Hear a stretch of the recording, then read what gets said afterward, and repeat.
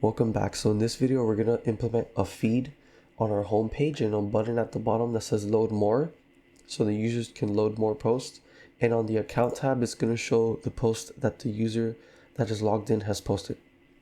To do this, we're going to use React queries. So how this works is basically it has hooks that we can use. And the useQuery hook is the foundation of this library. The useQuery hook takes in a string or an array as the first parameter and an asynchronous function as the second parameter. So we use this unique identifier to cache our data. And so basically wherever you implement this hook, the data is fetched. So this function is ran whenever the component is mounted. It gives us an object that has values like is loading, is error, the data, stuff like that. So it's very useful.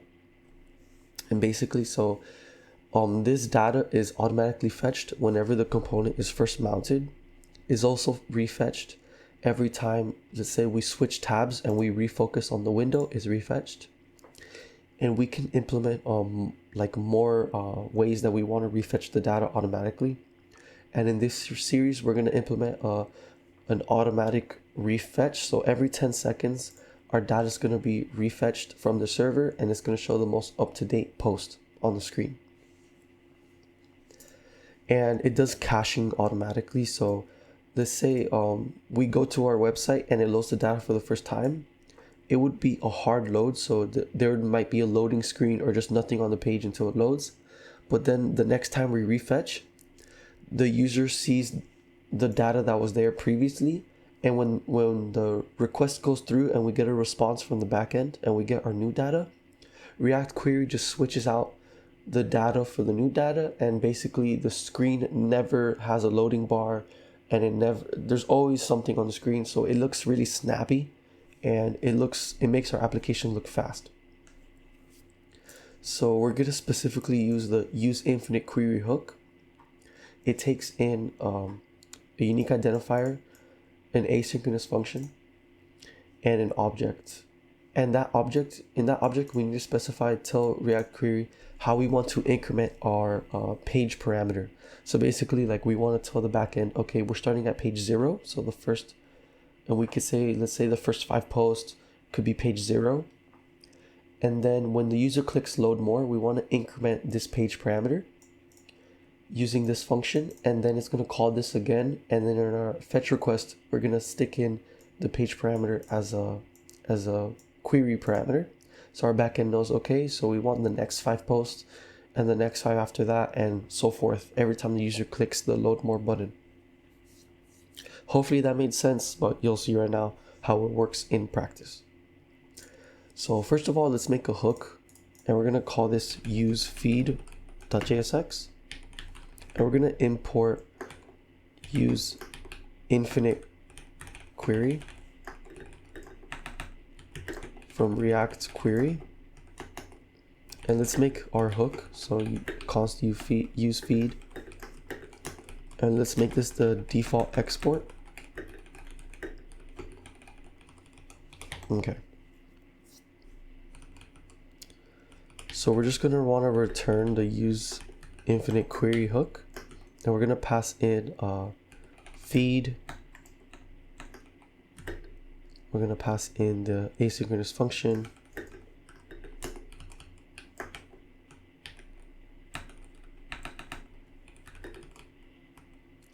And then is the object.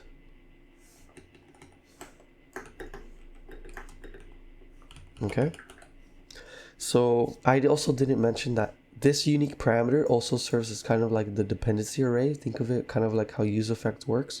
So anytime something in this changes, it refetches our request. So that can be very useful. We're not going to use that in this series, but just want to let you know. So in here, we're going to destructure the page param, and it's going to default to 0. And here we're going to want to do const or do await. No, const res equals await the fetch request. And in here, we're going to want to access our server URL from the environment variables that we set up.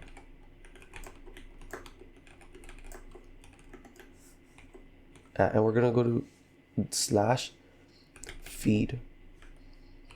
And so then it takes the fetch API takes in an object that we can set credentials to include. So we make sure that we send over the cookies with our request.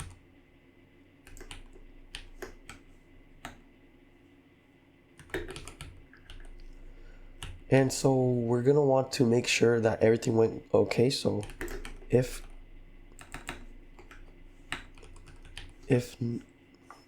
there was an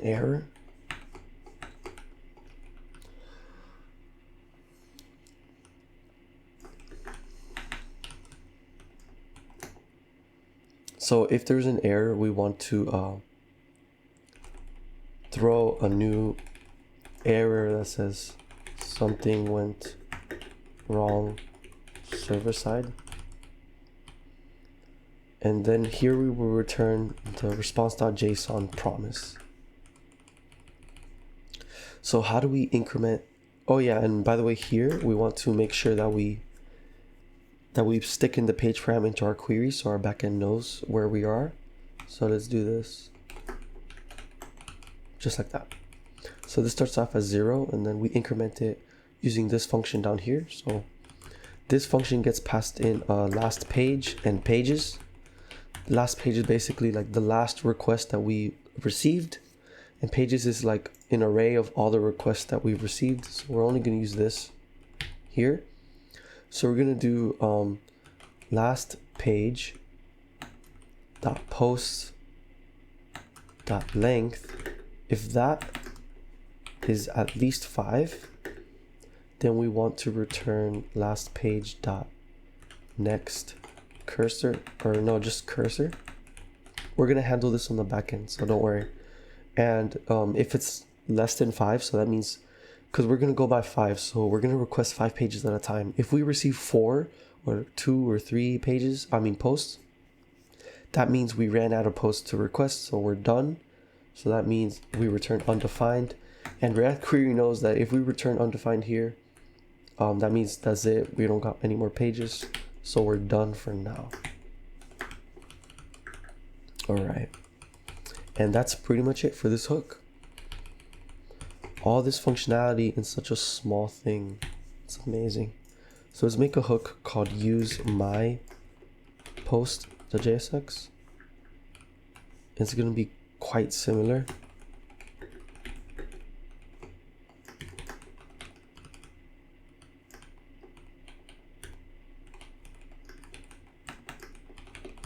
Except the request is going to go to my_posts on the back end. Everything else is the same. Perfect. So we got these two hooks set up. Now let's go into our feed.jsx and let's actually import our hook.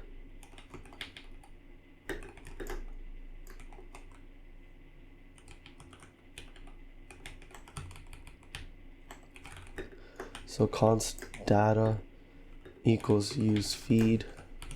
All right. And we're going to do a pre-tag.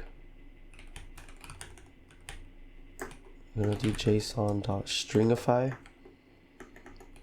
data null and 2. Just like that. We're going to do the same thing over in our account. Use, and we're just going to use my post.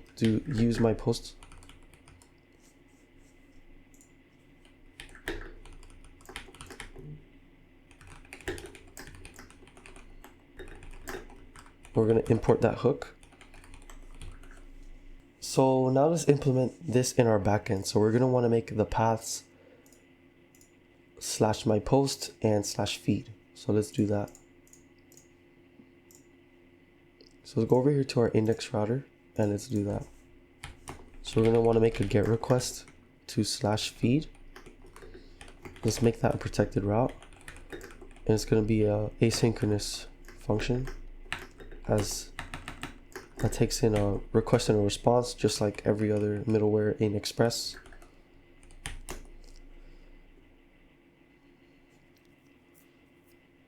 So we're gonna want to do const post is equal to pull dot await pull dot query, and then it's gonna be the query select. We want the user dot username. We want user dot image, so we want their username, their image that we're gonna display on the post, and we want the post dot body from the users table. And we're gonna inner join that query with the post table, and this alias user to you, and this alias post to p. So we're gonna join the users table with the post table on the relationship that the users dot ID is equal to the post dot author ID, which is a relationship we set up in our database a couple episodes ago. And we want to order the post by the post ID in descending order, so the most recent post goes first. And we want to we want to limit to 5 rows, and we want to offset this by $1, and that's gonna be the cursor that we passed in. So const cursor is equal to request dot query dot cursor,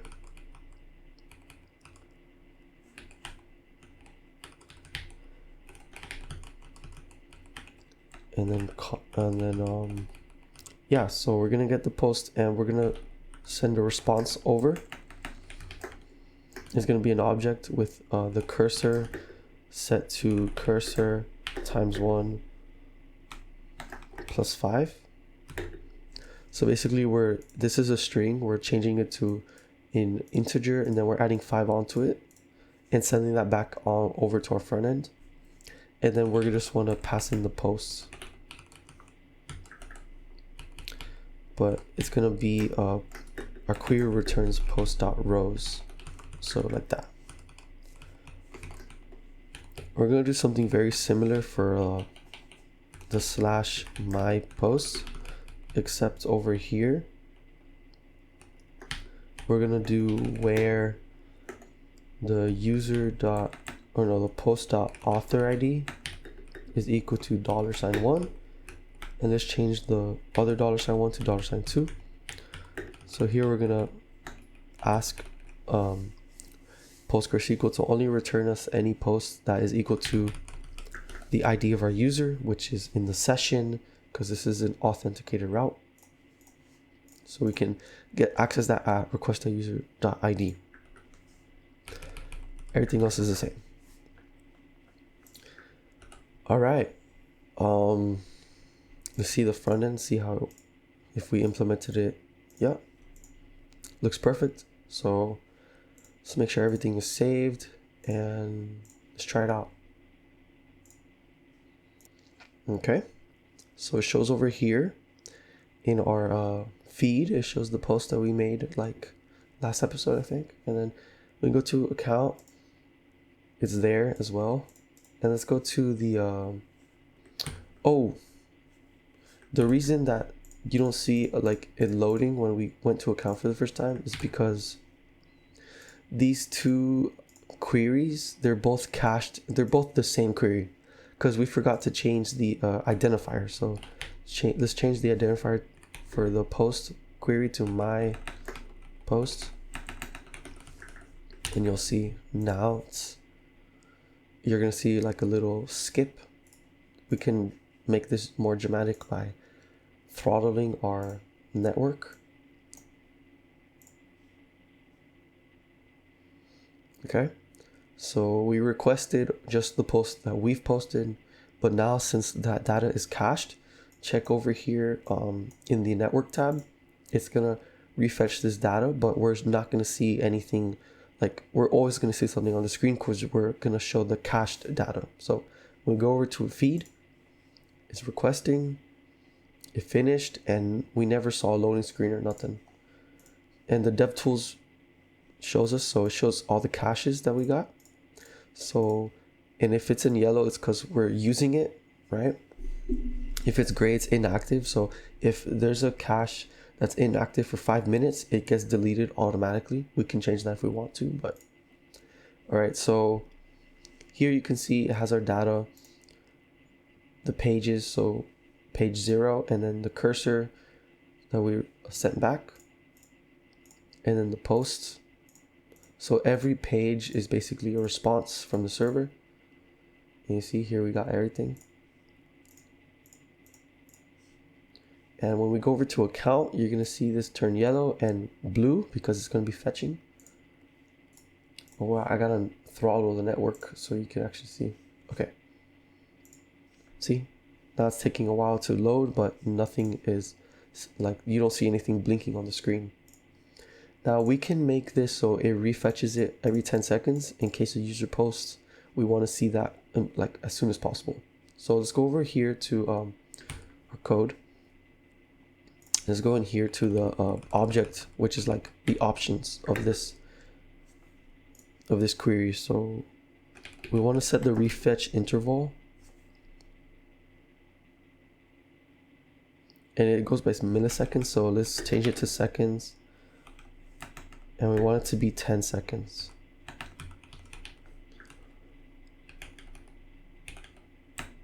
Let's go over to our other hook and do the same thing. Okay, so this should be refetching every 10 seconds. Let's wait and see.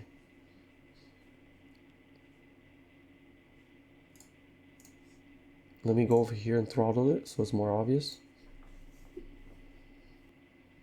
There it goes, 10 seconds passes, refetching. Now, let me go make a post in the database, right? Or actually, I can just make a post right here. So let me go here and make a hello world again, right? So we sent over our post and 10 seconds passed, and there it is. The other post shows up here. So as you can see, everything's working. But what if our user, let's say, posts, right? But we want to see it instantly on their screen. That's where what I mentioned last episode comes in. So in the last episode of the series, I mentioned that over here in the use send post hook, the on success, I mentioned we were going to use that, and we are going to use that. So first of all, let's import the query client, right? And over here in the InfiniteQuery documentation, it shows how to do that. Here in the invalidation from mutations, it shows how we can do this. So we simply just do the use query client hook, and we can access our query client and the methods that are available to us. So let's do that. Let's import the use query client. And let's do query client equals use query client.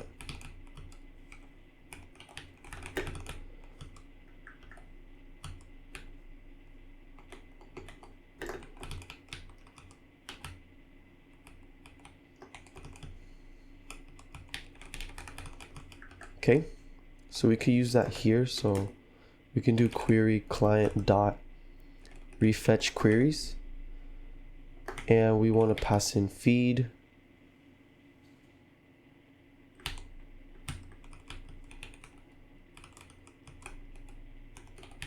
and my post, just like that. So that means every time we make a post, we send over a post.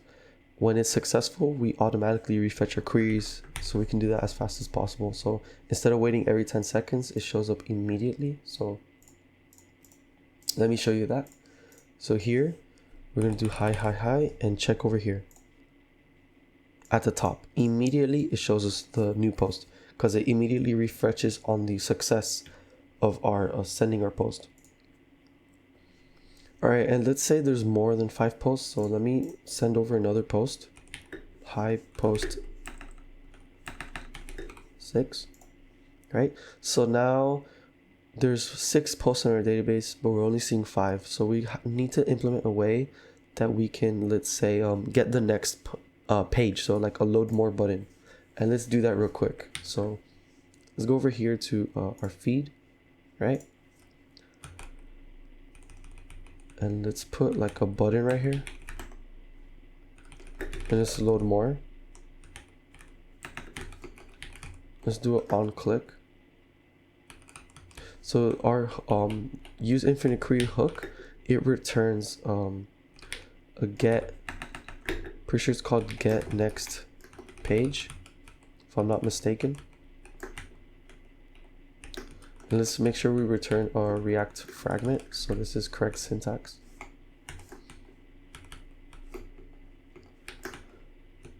So let me go over here.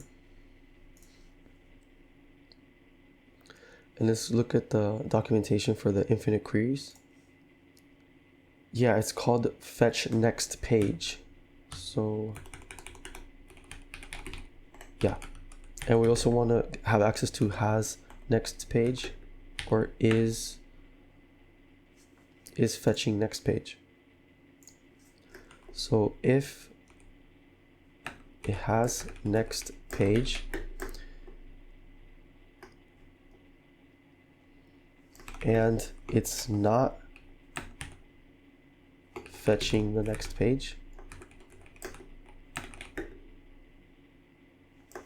then that's when we would want to show this button, right? So this button basically calls a function that calls fetch next page, and that's it. So let's try it out.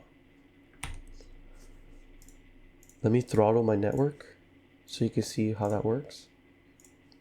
So while it's loading, this button is not going to show up. So let's click fetch load more. It's loading. There we go, the next page. Cursor's 10. Perfect. So everything worked great. Basically, this cursor that was returned is in our backend. We returned the next cursor. So the next request we make, the cursor is 5. We use that cursor, then we respond with the cursor for the next request. That's why it starts at 5. All right, so as you can see, the load more button is gone because there's no more pages left. So yeah, everything works as intended. Thanks for hanging in there throughout this whole series. In the next episode, we're gonna wrap it up. If not the one after, but I'm pretty sure the next one. We're just gonna make this look pretty. It's not gonna be JSON, it's gonna be actual cards with the post inside of it. So yeah, hope you've enjoyed this series and have a good one.